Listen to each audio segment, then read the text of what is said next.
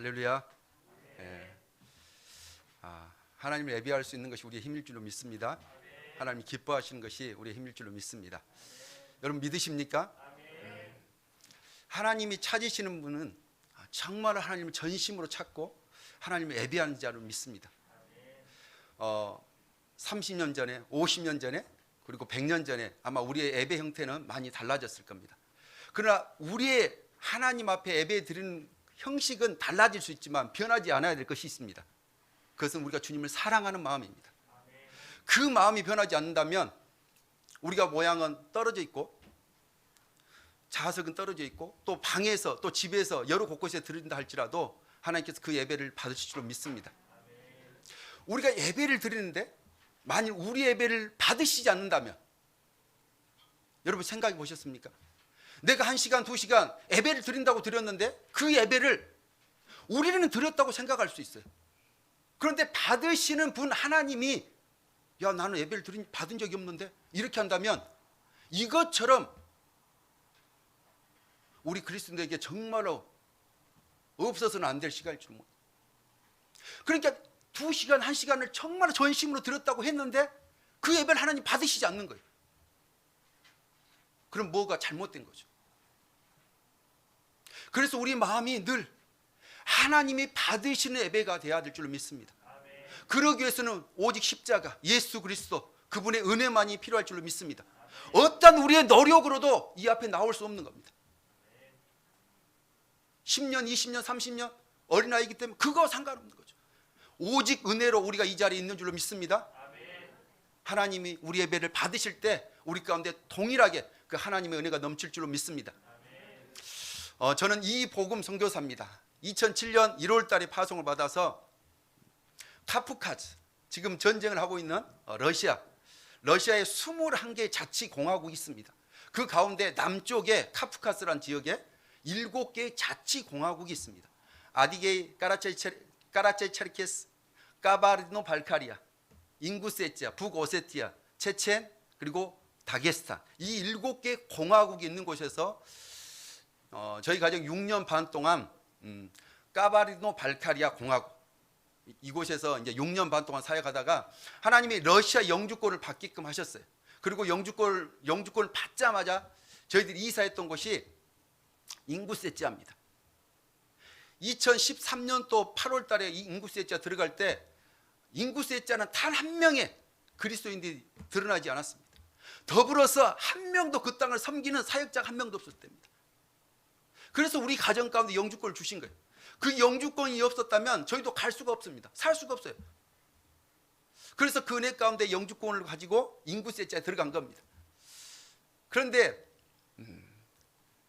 안타깝게 저는 영주권을 받고 딱 6개월 잉구세티아에서 살았습니다. 거주했죠.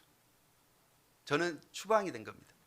그리고 이제 저희 아이 2명과 저희 아내는 저와 떨어져서 6개월 동안 잉구세티아에 산 거죠. 그리고 지금 제가 섬기는 우즈베키스탄 사마르칸트에 2014년도 8월 달에 저희들이 이제 간 겁니다. 그러면 이제 과거는 잉구세티아, 까바르디노 발카리아, 러시아에서 더 많은 사역을 했는데 지금은 실제적으로 7년 반 이상 카스피에서 7년 반을 사역했다면 지금은 이제 우즈벡에서 7년 반 넘게 한 거죠.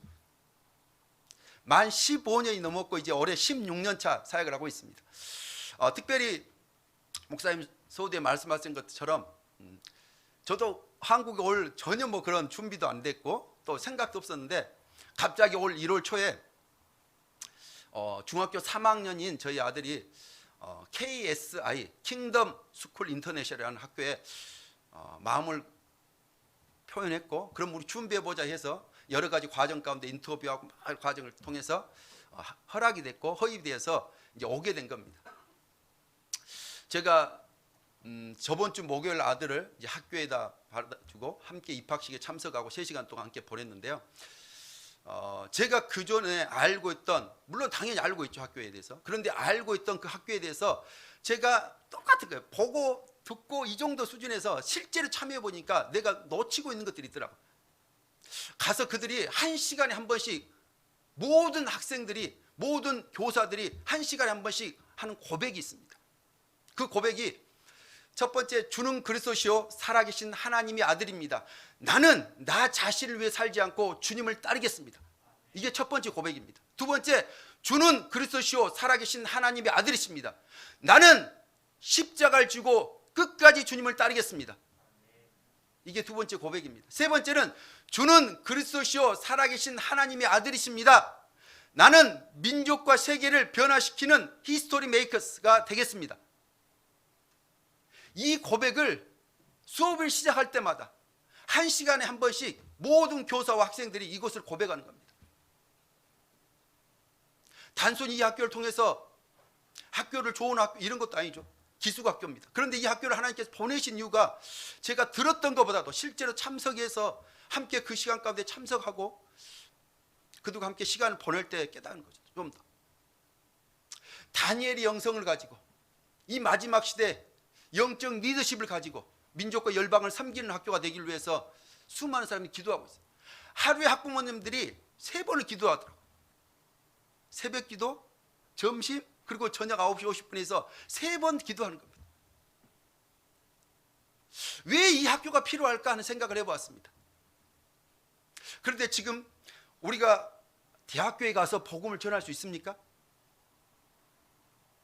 일반 사람들이 캠퍼스에 가서 학교에서 복음을 전하기가 쉽지 않습니다. 그런데 선교지도 동일한 거예요. 그 세대는 그 세대가 감당해야 한다는 거죠. 내가 초등학교에 가서 아이들에게 복음을 전할 수 있냐? 이런 시대는 아닙니다. 지금 한국 시대 가운데 그래요. 그런데 다른 나라에서 동일한 거죠. 그러면 우리 어린 초등학생들이, 중학생들이, 고등학생들이 그 세대에 맞게 그들에게 복음을 전해야 할 줄로 믿습니다. 열방도 동일한 겁니다. 이들이 졸업하면 KSM이라고 하는 한국 선교사, 학생 선교사로 가는 겁니다. 5년 동안 현지 학교에서 학교를 다니면서 그들에게 복음을 전하는 학생 선교사가 되는 거예요. 그러니까 그들에게 복음을 전할 수 있는 유일한 통로가 캠퍼스잖아요. 캠퍼스에 실제로 학생이 되어서 그들과 동일한 신분을 통해서 그들에게 나아갈 수 있는, 이 졸업을 하지 않으면 이 KSI 학교에 졸업하지 않으면 이 KSM에 들어갈 수 있는 자격이 안 되는 겁니다.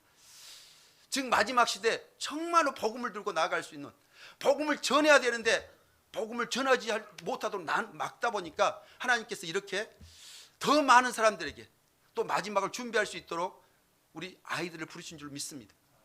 여러분 혹시 여기 오기 전까지 일주일 동안, 아니 더 나아가 3달 동안, 아니 더 나아가서 이 코로나 시대 가운데 복음을 전해보신 분 계십니까?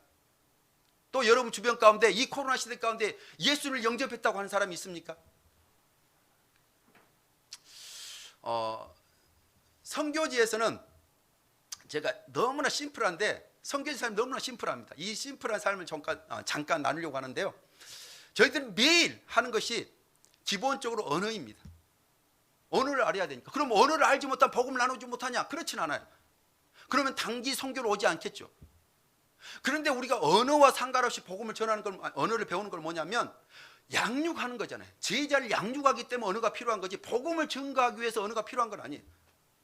우리가 그들에게 복음을 매일마다 전합니다. 그러기 위해서 우리가 언어를 배우는 거죠. 언어를 배우고 두 번째는 이제 복음을 전가로 나갑니다. 기본적으로 특별한 일이 없다면 매일 복음을 두고 나가는 겁니다. 여러분 캠퍼스에 가든 길거리 가든 앉아있으면 한 명이든 두 명이 나가서 그저 자유스럽게 얘기하는 겁니다. 아, 예수 믿으세요 이렇지 않고 그저 동일하게 대화를 하는 겁니다.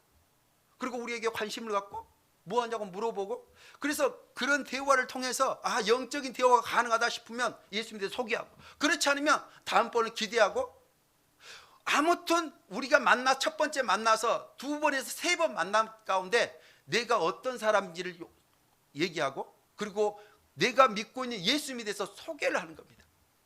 많은 사람들이 무슬림에 대해서 오해를 합니다. 야, 그 무슬림 저기서 복음을 나누면 위험하지 않냐? 이런 오해를 하신 분들이 많이 있습니다. 그러나 그렇지 않습니다. 우리가 무슬림들을 만나서 야, 예수 믿어, 예수 믿자면 죽어, 이렇게 일방적으로 말하지 않습니다. 내가 믿고 있는 그 예수 그리스도가 어떤 분에 대해서 소개를 하는 거예요. 믿고 안 믿고는 당신의 선택이지만 하나님 당신에게 은혜를 주시기 원한다. 그래서 오늘 우리를 만나게 하신 거라고 얘기를 하는 거죠. 즉 우리가 믿고 있는 그 예수 그리스도를 정말 우리의 삶을 통해서 나타내는 것, 이게 우리의 매일마다 하는 삶일 줄 믿습니다. 이걸 통해서 우리 또한 동일하게 그들에게만 은혜를 주는 것이 아니라 그것을 통해서 우리가 하나님 가운데 은혜를 받는 줄로 믿습니다. 우리가 힘이 약하고 연약해질 때 우리가 복음을 전하러 가면 그들을 통해서 또 하나님 그 발걸음을 통해서 우리 가운데 은혜를 주실 때가 많습니다. 실제는 우리가 복음을 증거한다 이보다도 하나님께서 순종하는 그 발걸음을 통해서 우리 가운데 은혜를 주시는 겁니다. 3명의 친구를 좀 나누려고 하는데 2000년도 3월 달부터 우즈벡도 동일하게 코로나가 시작되었습니다. 그러나 지금까지 약 2년의 시간 동안 3명의 형제가 예수 그리스도를 영접했습니다. 버스를 타고 가는 길 가운데 관심을 보였던 딜무누시라는 친구가 있습니다. 이 친구는 나이가 올해 27인데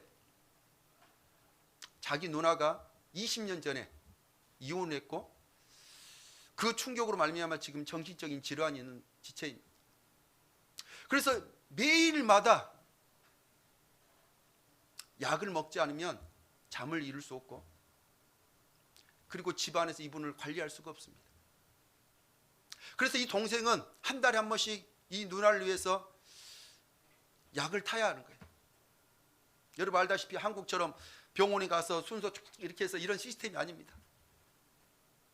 그러니까 그 약을 타기 위해서도 몇 시간씩 기다려서 약을 하나 타야 되고 그것을 매달마다 해야 한다는 거예요. 그런데 불과 몇 달 전에 자기 또 큰 형이 이혼을 하게 되었습니다.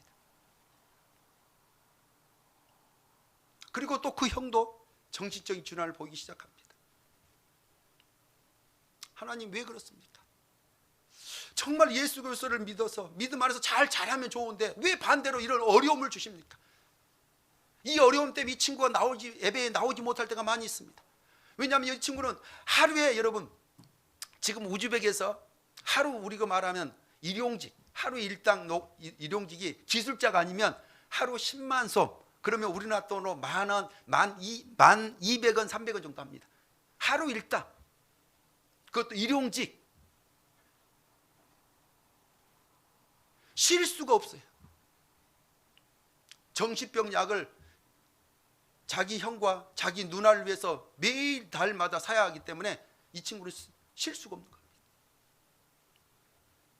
그럼에도 불구하고 하나님께서 이 친구를 붙드시고 믿음을 주셔서 함께 예배할 때 은혜를 주시고 믿음으로 승리케 하신 줄로 믿습니다.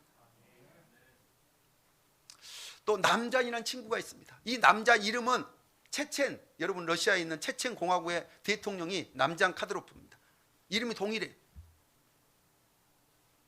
그런데 이 친구도 레스토랑에서 잠깐 일을 하다가 길거리에서 나온 걸 만났는데 예수를 믿기 전에 나는 예수 믿는 사람을 소개했고 믿는 사람을 내 자신을 소개했고 그러면서 자기가 일하면서 그릇을 깼는데 좀 부담스럽다는 거죠.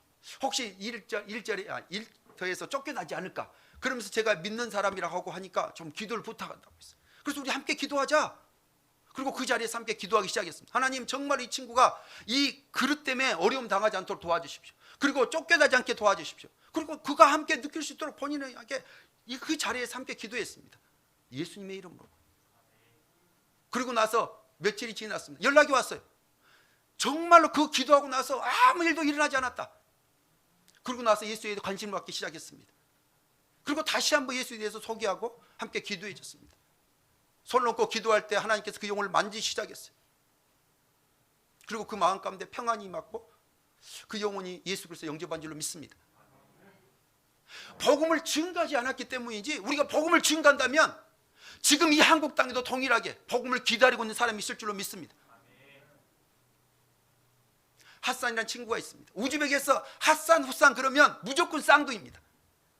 모든 남자들은 우즈벡에서 쌍둥이의 이름은 핫산, 후산이에요. 아 핫산 그러면 아 쌍둥이, 후산 아 쌍둥이, 주라 파치바 아 여자 쌍둥이입니다. 모든 이름이 동일한 거예요. 길거리 가다 이름이 뭐냐 물어보잖아요. 주라 그러면 쌍둥이구나. 핫산 그러면 쌍둥이인 거예요. 이 친구를 동일하게 제가 늘 가는 곳이 있습니다. 캠퍼스 앞에 있는 공원이죠. 유일하게 벤치가 있는 곳입니다. 그 벤치에서 앉아서 한 명이 앉아 있으면 되도록이면 한 명이 앉아 있는 그 친구에 다가가는 거죠. 그리고 소개하고 이런저런 얘기하고 복음을 나누는데 동일하게 이 친구에 나가서 예수님에 대해 소개를 했죠. 무조건 처음부터 가서 딱 예수님 이런 게 아니고 이제 우리가 말하면 호구 조사를 하는 거죠. 그리고 나서 실제적으로 이 친구의 필요를 좀 느끼는 거죠. 어떤 쪽으로 복음의 접촉점으로 가야 할지. 그러다 보면 하나님께서 그 대화 가운데 어떻게 복음을 나눠야 할지, 아니면 나누지 말아야 할지, 다음을 기하게 할지 마음 가운데 감동을 주십니다. 그래서 첫 번째, 두 번째, 세 번째 안에는 꼭 복음을 나눈다는 그런 말입니다. 이 친구에게도 동일하게 두 번째 만남 가운데 예수님에 대해서 소개했고 또 예수님에 대해서 함께 나누고 함께 기도하기 시작했습니다. 처음에 예수님에 대해서 쭉 소개하고 나서 예수님에 대해서 어떻게 생각하냐, 믿을래? 그러니까 아무 말도 안 하는 거예요. 그래, 그럼 우리 함께 기도하자. 그리고 또 동일하게 손을 얹고 기도하기 시작합니다. 하나님, 이 영을 만져주십시오. 이 마음을 만져주십시오. 이 마음을 열어주십시오.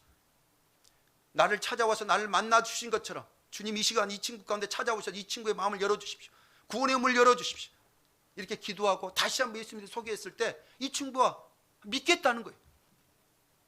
믿겠다는 겁니다. 어떤 능력이 있는 것이 아닙니다.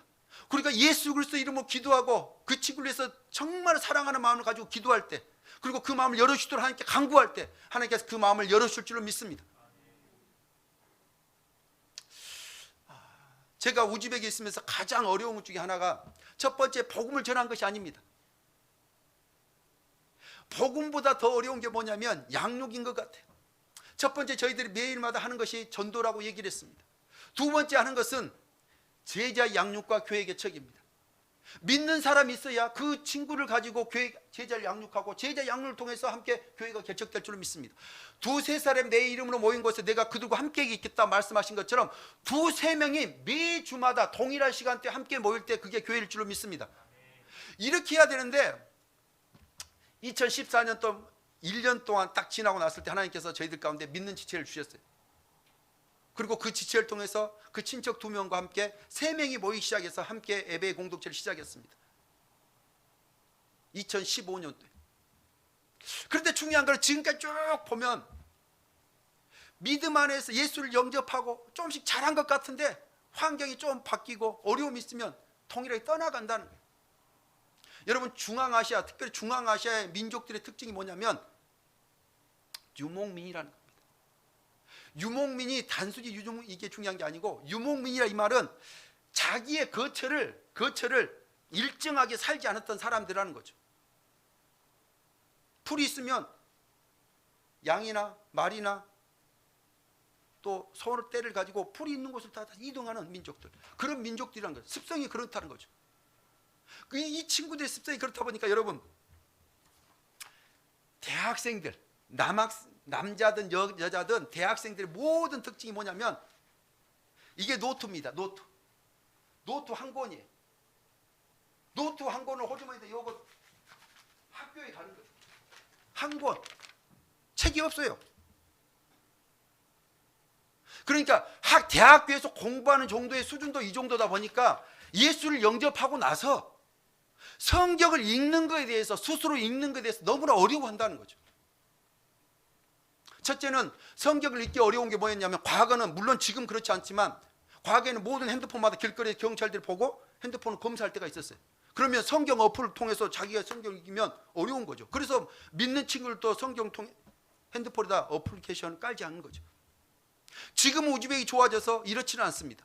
그러면 성경책을 보고 자기가 직접 받아서 보면 되잖아요. 첫째, 이들의 삶이 한 방에 5명의 친구들이 삽니다. 보통적으로 학생들.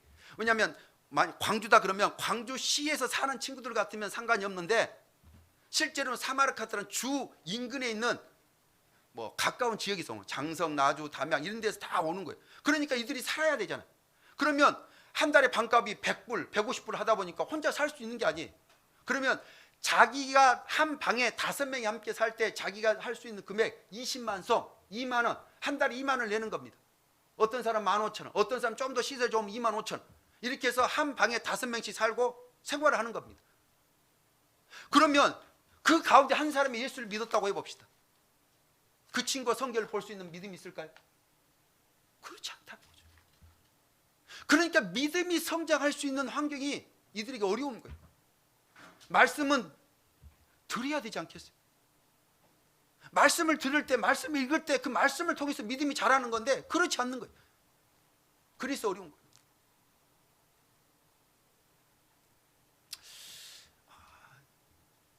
저희 가정 가운데 투르슨보이라는 친구가 있습니다.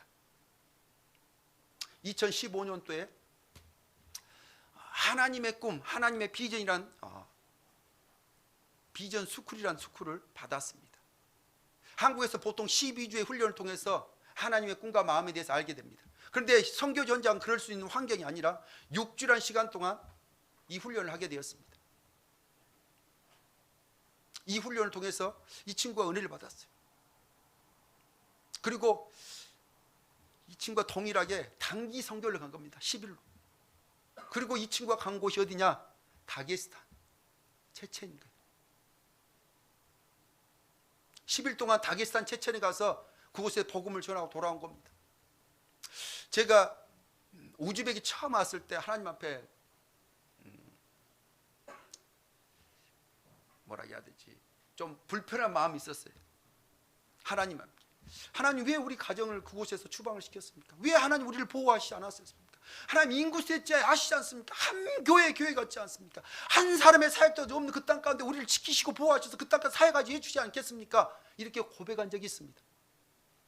제가 우즈벡에 갔을 때 우즈벡에 지금 현재 등록된 교회는 160개의 교회가 넘습니다. 건물을 가지고 있는 등록된 교회가. 그런데 등록되지 않는 가정교회는 셀 수 없이 많아요. 우즈벡은 가정교회로 모입니다. 한 가정에서 10명, 많게는 20명 이런 가정 단위로 모입니다. 등록된 교회의 대다수로 90% 이상은 고려인 교회입니다. 그리고 러시아 교회. 왜냐하면 정부에서 들어가는 사람 명단을 다 알잖아. 그러니까 과거에 다 그걸 가지고 관리를 한 거죠. 그러다 보니까 우즈벡 사람들은 이런 등록된 교회를 가지 않았어요. 가정교회에 모인 거죠.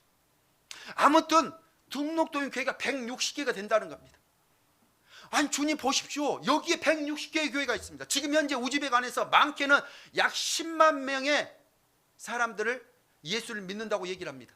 그 사람들이 우즈벡 사람일 수도 있고 이란 사람일 수도 있고 타직 사람일 수도 있고 그리고 고려인도 있고 러시아 사람도 있고 모든 민족 우즈벡 안에 우즈벡 국적을 가지고 있는 민족들 안에 믿는 사람들 약 10만 명을 보고 있습니다. 최대를 봤을 때. 그러면 주님 이 10만 명이 적지 않지 않습니까? 그리고 교회도 있습니다.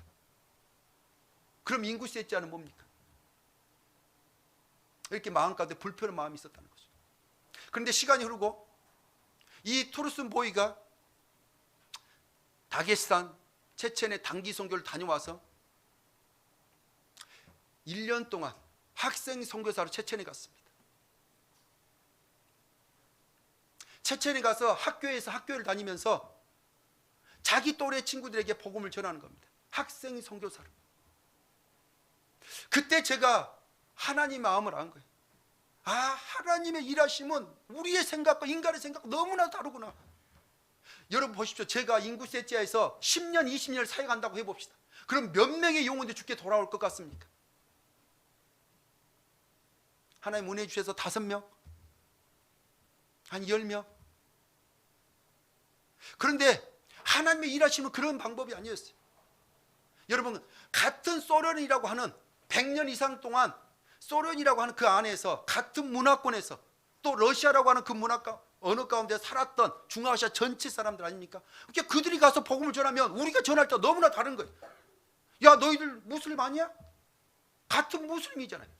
그런데 그 무슬림 가운데 있었던 친구들이 예수를 믿고 복음을 증거하는 거예요. 우리가 전하면 야 외국 사람이 믿는 복음 예수 우리하고 필요 없어 이렇게 얘기한다면 그들이 알고 있던 중앙아시아의 무슬림들 그들이 받아들인 게 다르다는 거죠. 하나님의 일하심이 이런 거구나. 하나님의 일하심이 이런 거구나. 하나님이 우리를 통해서 동일하게 그렇게 일하실 줄로 믿습니다. 세 번째로 우리가 하는 사역 가운데 하나가 전도하고 제자양도 교회를 개척했다면 이제 마지막 한 가지는 동원하는 거예요. 여러분 한국에서만 동원하는 게 아니라 우즈벡에서 동원하는 거예요. 무슨 말입니까? 지금 우리가 이 마지막 세대에 살고 있는데 저 혼자로는 할 수 없다는 거예요. 감당할 수 없다는 거예요. 우즈벡에 있는 믿는 친구들과 함께 만나서 함께 우리 주의 다시 오심을 준비하자. 깨어서 우리 기도하자. 깨어서 다른 사람이 복음을 전하자고 하는 성경운동을 일으키고 있는 거예요. 그러기 위해서 믿지 않는 사람에게 복음을 전하고 믿는 친구들에게는 이 선교 비전을 나누는 겁니다. 그래서 1년에 한 번 중앙아시아에서 카자흐스탄에서 우리가 선교 캠프를 합니다. 이제 얼마 남지 않은 3월 달에 동일하게 우즈벡에서, 카자흐스탄, 키르기스에서, 타지키스탄에서 4개의 스탄에서 모여서 함께 중앙아시아에 있는 우리 믿음의 형제자매들이, 청년들이 모여서 함께 한 해를 또 주님 앞에 올려드리고 어떻게 이 민족을 섬겨야 될지 기도하는 시간들을 갖고 나아가는 시간을 갖습니다. 제가 2가지를 부탁을 드리고 싶은데요. 첫째는 지금 우크라이나 사태입니다. 여러분, 우크라이나 사태를 볼 때마다 어떤 것을 느끼십니까? 우리가 기본적으로 하나님 이 우크라이나 전쟁이 빨리 끝나기를 원합니다. 이건 기본적인 거죠. 그러나 그걸 넘어서 우리가 봐야 될 것이 있습니다. 이 우크라이나의 전쟁 또한 영적인 거라는 거죠. 여러분, 우크라이나 인구가 4,300만입니다. 4,300만 가운데 약 10% 인구가 복음주의 그리스도인이라는 거죠. 여러분, 이 제가 카스피에 있을 때 우크라이나에서 온 선교사를 만난 적이 있어요. 우리가 그 당시에 체체네 인기시에 자주 가지 못할 때 그 땅 가운데 살고 그 땅 가운데 복음을 전했던 사람들이 우크라이나 사역자가 됐어요. 다게스탄에서 복음을 활발하게 사역했던 사람들이 우크라이나에서 온 사람들이었다는 거죠. 무슨 말입니까? 전쟁이 빨리 끝날 줄입니다. 반드시 그래야죠. 그러나 전쟁이 빨리 끝나는 것보다도 중요한 것은 하나님 이 전쟁을 통해서 악한 모양이지만 하나님 이것을 서로 이루어 주십시오. 무슨 말입니까? 이들이 지금 흩어져서 가는 곳이 어디입니까? 지금 국경을 통해서 약 가까이 100만 인구가 지금 피난민으로 흩어져 있습니다. 다 유럽이죠. 흩어져 있는 그들 가운데 그리스도인이 없을까요? 하나님 그들 통해서 복음이 증거되게 하십시오. 지금 당장 환경은 어렵지만 고난 가운데 있지만 하나님 그럼에도 불구하고 그들을 통해서 복음이 증거되게 하십시오. 그 무너져버린 유럽 땅 가운데 다시 한번 복음이 일어날 수 있도록 도와주십시오. 과거 우리에게 복음을 나누고 우리에게 영적으로 도움을 줬던 그 유럽 땅이 지금은 반대로 무너져서 이슬람 땅이 되어서 하나님을 대적하는, 하나님 가장 싫어하는 일을 하는 민족이 유럽 땅 아닙니까? 그런데 전쟁이라는 이 아픔을 통해서 하나님 또 이 일을 통해서도 선하게 일을 하시고 계신다는 거죠. 그래서 하나님, 우리가 기도할 때 하나님 이 사태를 통해서 하나님의 뜻을 이루어 주십시오. 고통받고 신음하고 있는 가운데 복음이 증거되게 하여 주십시오.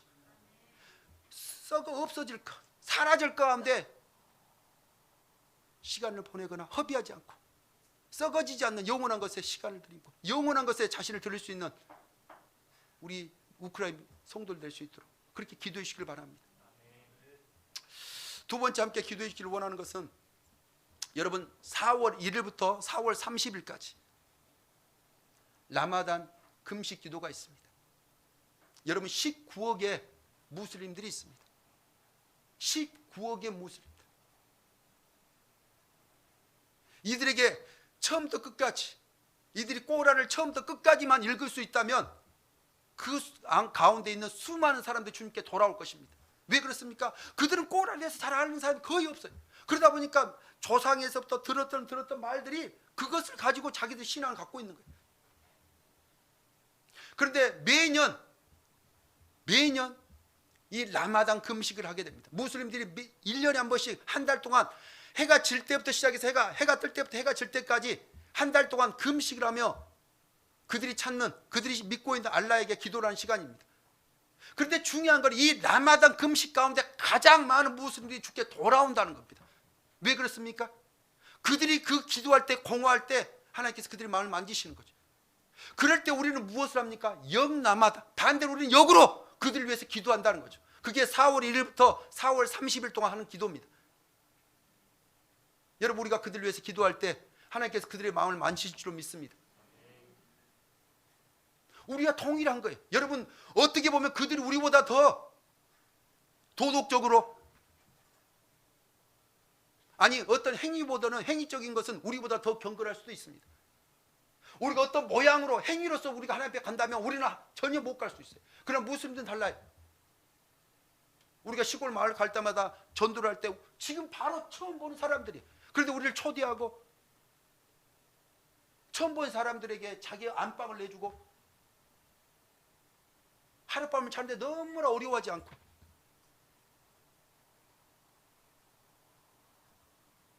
우리가 기도할 때 하나님께서 그들의 마음을 여실 줄로 믿습니다. 꼭 이 두 가지를 위해서 좀 기도해 주시기 바랍니다. 예, 마지막으로 오늘 말씀을 좀 함께 보면서 함께 기도하며 마치기를 원합니다. 하나님께서 오늘 내 발에서 신을 벗으라고 말씀하고 계십니다.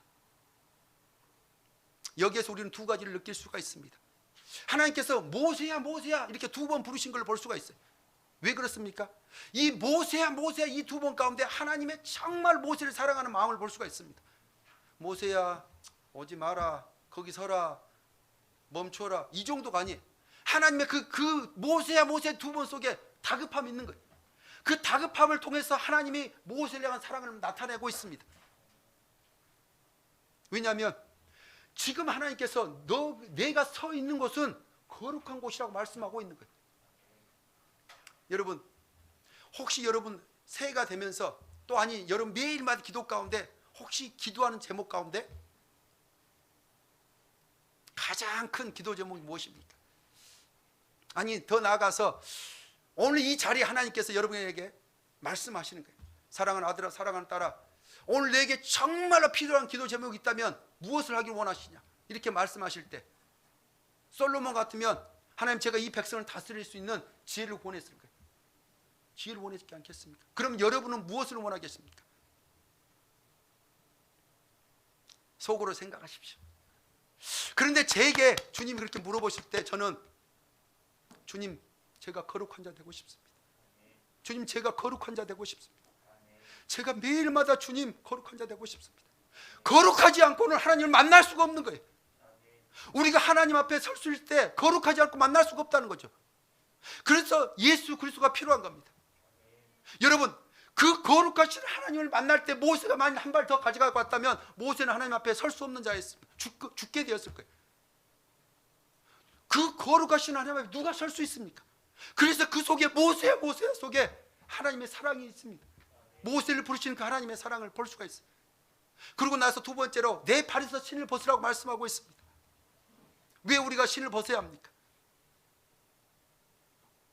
우리가 하루를 돌아볼 때, 한 주를 돌아볼 때 하나님께서 원하시지 않는, 하나님께 기뻐하시지 않는 것을 돌아갈 때 얼마나 많은지 모릅니다. 그래서 세상이 죄로 가득해서 세상의 모든 필요 없는 것을 덕지덕지 붙여서 그렇게 하나님 앞에 갈 수 없는 겁니다. 하나님 앞에 설 수 없는 겁니다.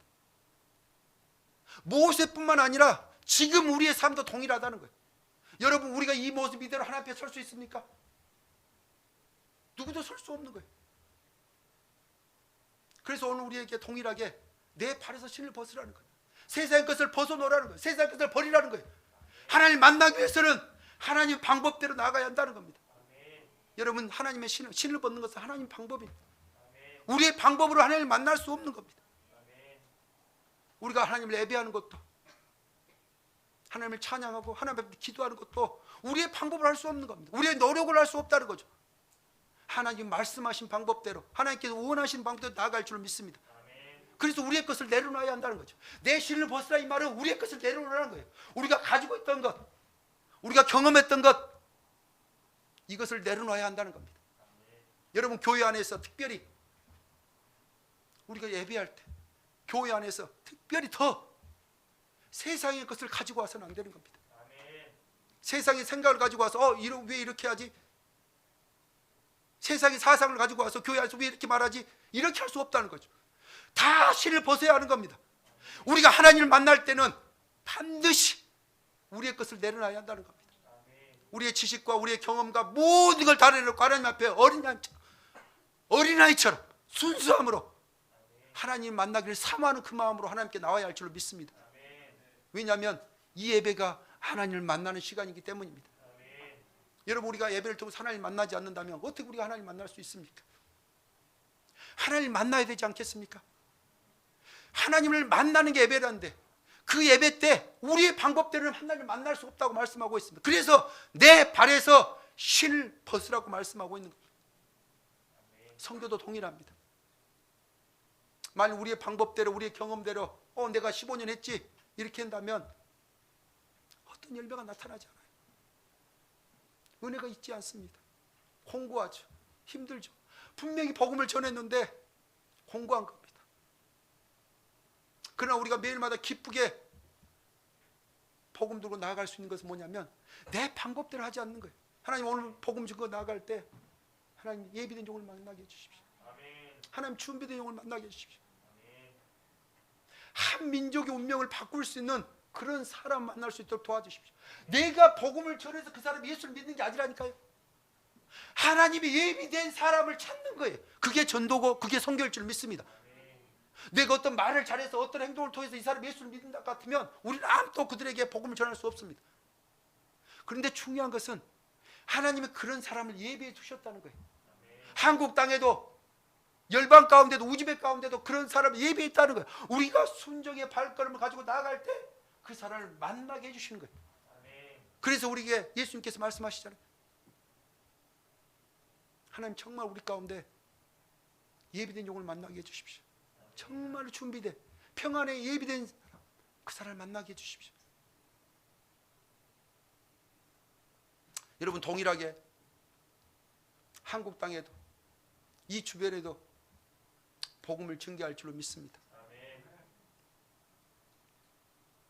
복음을 증거할 때 어려움은 당연하다고 말씀하고 있습니다.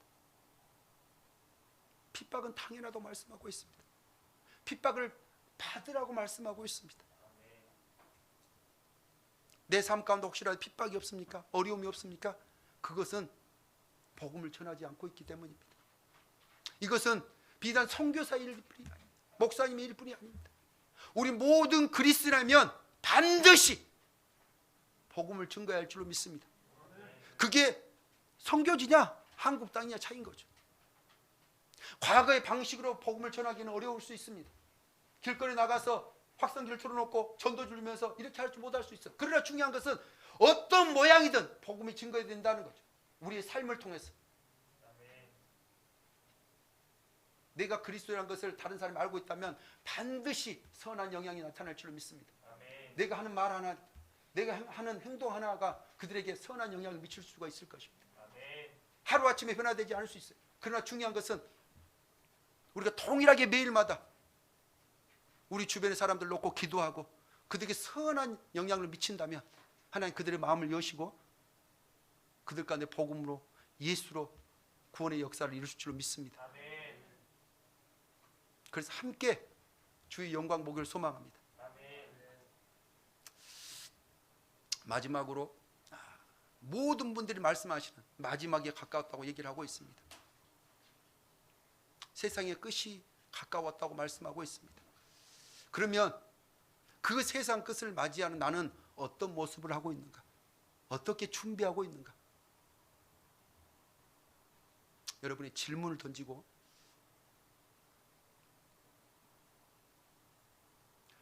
사라져갈 것, 썩어질 것이 아닌 영원한 것, 사라지지 않는 것,